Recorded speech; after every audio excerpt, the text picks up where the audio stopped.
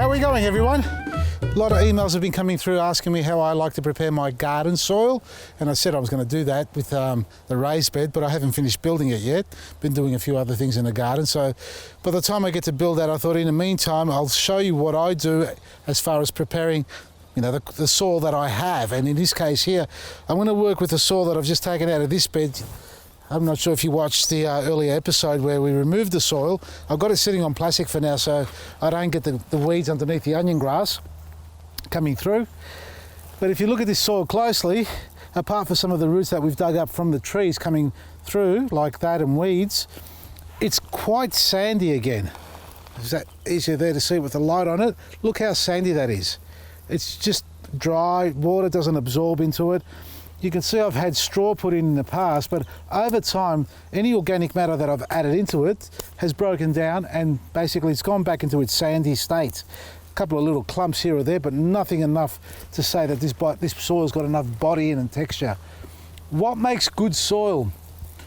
Well, it's the life in the soil. The more life you've got in your soil, and I'm talking about microbes, fungi, your worms, it's the texture of the soil and it's all the living organisms that exist within the soil. So the more texture you have, the more life and the more colonies of different bacteria and fungi you'll have in your soil. And to create quality soil, you need to have a variety of textures and mediums.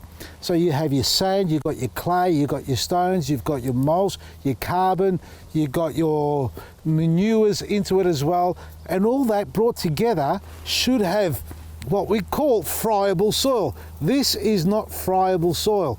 If I'm going to grow my veggies again this year in this soil, I may as well give up the ghost. And in saying that, I've had some flashbacks come to my mind now of some of the guests that I've been to, and their gardens is literally sandy soil, but they've been here for 30, 40 years, and they've mastered the microclimate of their garden. So, few of you, I'd like to say many of you, may have sandy soil or clay soil and are very successful and keep doing what you're doing. But for those who want to start a new garden or at a new estate, haven't got any soil, want to prepare the garden bed, I'm going to run through it now as far as what you need to do to add into your garden soil to give it some body and life, and in turn, hopefully it gives you some wonderful nutrients to feed your plants. So we start with a body of soil like this. So this is what we've just taken out of there. I'm going to be putting this back into this garden bed, but before I do that, well, that's at the later stage.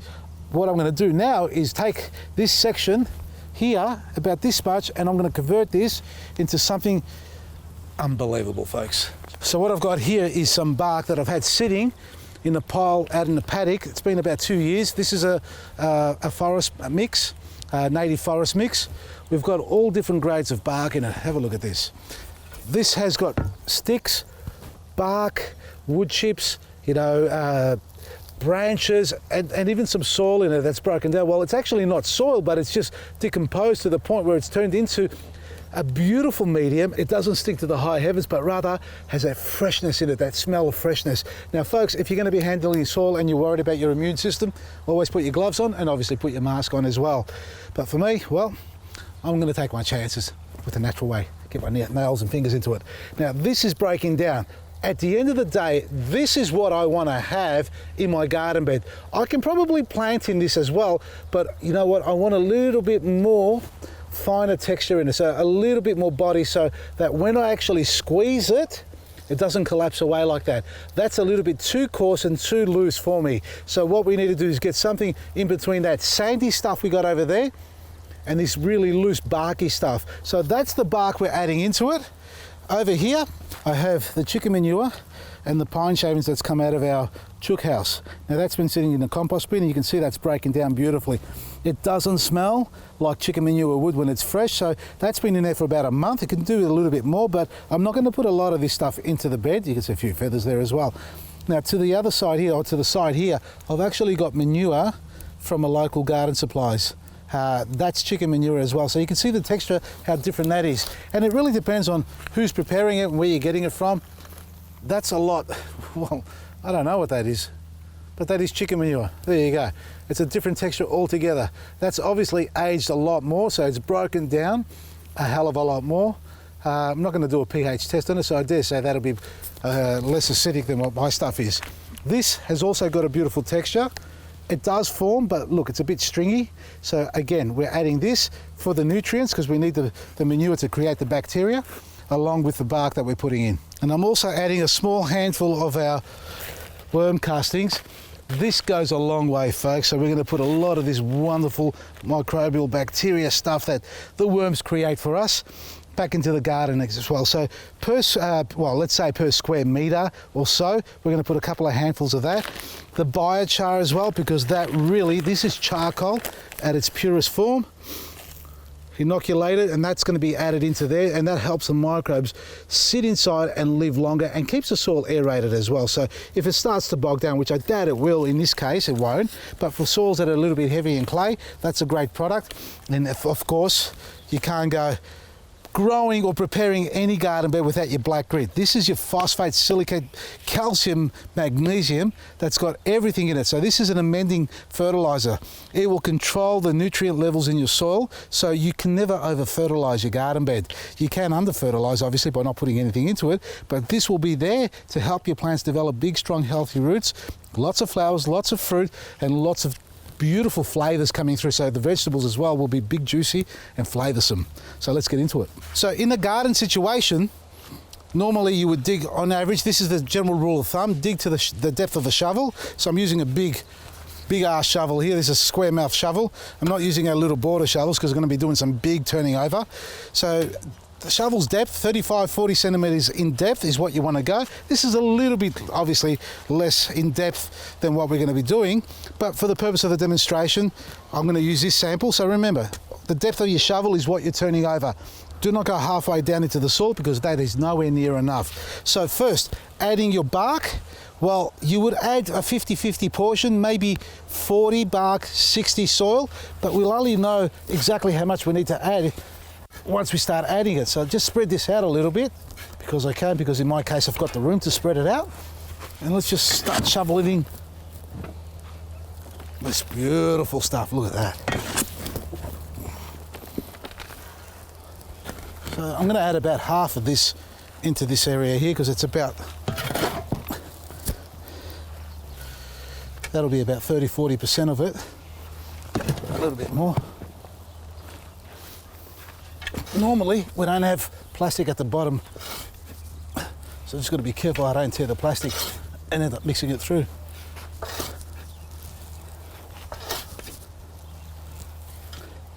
Soil's so dry, so I'm pushing it onto the one side, trying to get all the stuff from the bottom to the top,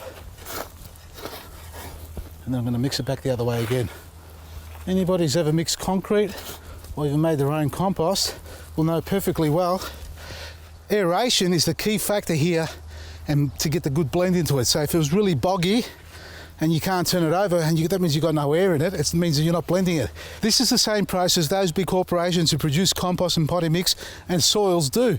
Basically aeration, turning this thing over, the mix over, and obviously not with a shovel, they're obviously using big machinery to do it. Then they create windrows to allow the wind to pass through so that it actually activates, cools it down, heats it up, and has all those wonderful elements going through the process. Let's have a look at what we've done so far. All right, so we've got the sand, you can see it there, you can see the texture of the bark in there. Let's form it up. It's starting to form. Now look, it is dry, I haven't added any water yet. We need to add a little bit of moisture into this as well, and obviously the manures. All right, I think it needs a little bit more bark. Get a bit more in there. Now add the chicken manure now. Again, in a square metre, normally about half a bag. This is probably 2/3 of a bag, I think. Yeah, that's plenty. And while we're at it, let's finish off with all the other ingredients. So a handful of worm castings, like that. A handful of black grit,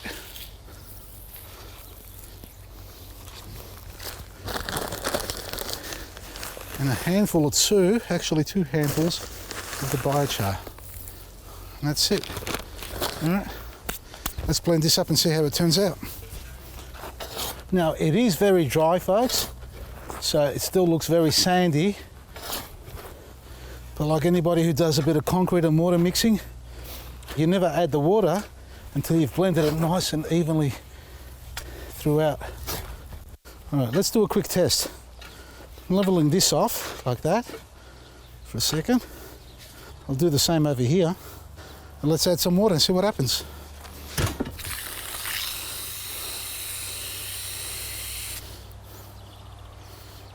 No, needs more blending. You can see it's not soaking in. Nowhere near as bad as that, that's the truth. I'm not sure if you can tell from the screen. Look at that run off there completely. All right, we got to get some water into this to activate it because we've got plenty of bark in here. We're just not getting enough airflow yet, or the moisture in yet. Well, we've got a little bit of bark left. Let's just add some water and see what happens. Now remember one thing here. The sample of soil here that you see sitting here has been here for over a week on the black plastic tarp in the full blazing sun. Whether it's 15 degrees or 20 degrees, it's still too hot for this soil to stay hydrated. So this is actually deactivated and become completely hydrophobic. So it's not, look at this stuff here, for example, look at it beading up. Look, see how it beads up? To give you an idea of how bad the soil is, look at that. It's waterproof. It's only pulling up there because that's the lowest point. Here, I'll give you another example. See the pulling, see the beading there? That's how bad it is. Now we've mixed it a bit with the water. It's getting better. Let me get out of the sun. There you are. A bit more, all right. Just hydrate it lightly, mix it through. You know what I'm looking forward to? Is grabbing a handful of it and see what happens then. Oh yeah, oh yeah. Bit more water.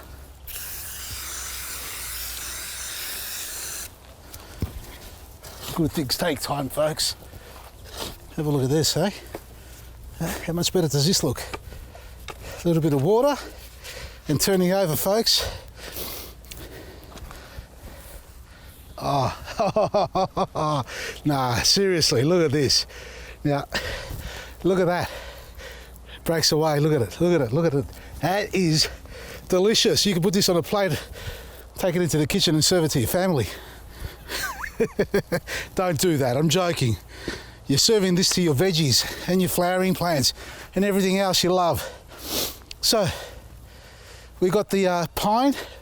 It's a mulch basically, a pine mulch or a native mulch. It's not a pine mulch, it's a native blend. You can use a red gum, you can use a little bit of pine, but make sure it's aged. This has been aged. So if you go to your local garden supplies, ask them for something old. You don't want something fresh. It's not for show, it's actually for decomposing. So you want to get something old that's ready to start breaking down and activate straight away.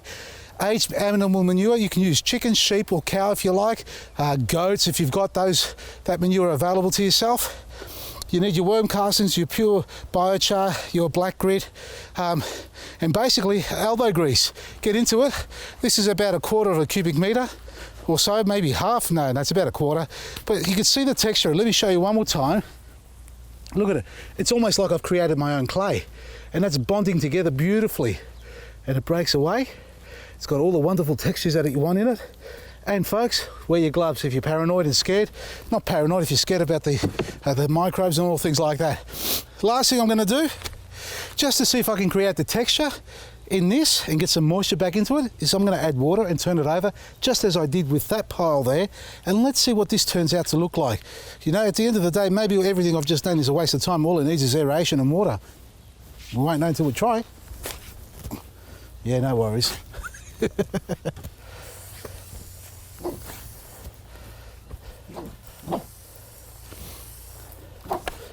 No, I've had enough. Look at this. If I keep adding water to this, it's going to turn into slurry. Look at that. How perfect is that, eh? Breaking it up. Yeah, it cracked a little bit there. Let me try again. Okay, I pressed it too much. As we do, one squeeze. Trying to break it away. Look. It's broken away, but I had to force my finger through it. All right, so that is mud. here. I didn't do that. It done it on its own. Okay. Don't think I'm playing games. Look, it's crumbling away. Honestly is. You can see that for yourself. So folks, that's how I prepare my garden beds, and I've got, I don't know, 500 square metres of garden beds to dig over by hand. I don't use any machines. Can't get them in here. I've just kept adding too many garden beds.